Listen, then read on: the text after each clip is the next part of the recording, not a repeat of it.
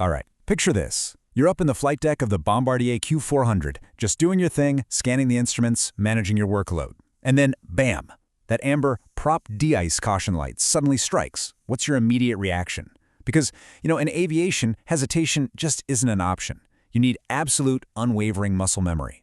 So, welcome to this explainer. Today, we're going to meticulously break down the exact procedural response to that prop DEICE caution light. We're going to take that standard manual text and transform it into a clear, actionable mental map so you know exactly what to do, step by step, without missing a single beat.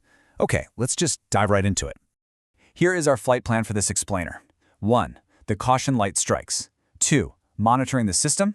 3. If the light persists. 4. Confirming operating engine. And 5. Crucial system notes. Section 1. The caution light strikes. Immediate actions. To help you memorize this completely effortlessly, we're going to use a custom memory trick, OMMEC. Let's start with the O and the M. Step 1, O is for off, then on. Literally, the very moment you see that caution light, I want you to mentally visualize reaching out and flipping that physical Q400 prop selector switch off and then immediately back on. Really lock that physical motion into your mind right now. Just click off, click on. Then we move right to step 2, which is our M for monitor. You just shift your eyes to monitor those props advisory lights for normal operation. Basically, you've taken the physical action, and now you transition instantly into observation mode. Off, on, monitor. Moving on to section 2, monitoring the system, the waiting game.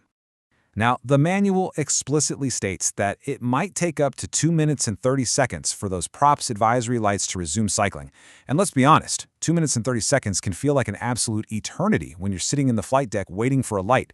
So to make sure you never forget this maximum wait time, we're going to use the 150 time anchor trick. Think about it. 2 minutes is 120 seconds, plus 30 seconds, that equals 150 seconds. 150. Whenever you hit that prop selector switch off then on, I want you to immediately anchor that number, 150, right in your mind. That is your maximum threshold. If 150 seconds pass and the system hasn't resumed cycling, well, you know exactly where you stand.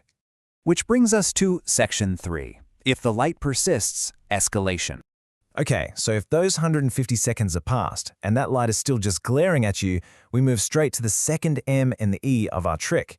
M stands for max and E stands for exit. First up the M, condition levers to max. I want you to visualize actually grabbing those Q400 condition levers and shoving them all the way to max. Really feel that physical action in your hands right now. Second, the E, exit icing conditions as soon as possible. Max and exit. The system just isn't recovering, right? So you're maximizing your operating parameters and physically flying the aircraft out of the hazard. Remember the sequence, OMMEC. Off, on, monitor, and then max, exit. Section 4. Confirming operating engine, verifying systems. This brings us right to the final letter of our mnemonic trick. We had OMMEC. So that final C stands for confirm. You absolutely must confirm the operation of the propeller DI system on the operating engine. And you're looking for an exact visual cue here. Observe that the props advisory light of the operating engine illuminates and goes out repeatedly. The really crucial point here is that you're not just looking for a steady light, okay? You are actively looking for that repeated cycling. It turns on, it turns off, on, off. That right there is your rock-solid confirmation that the DI system on your operating engine is actually doing its job. Finally, Section 5. Crucial system notes, the golden rules. All right, here is your very first golden rule. Only one reset of the prop selector switch is allowed. We call this the strict one-and-done rule.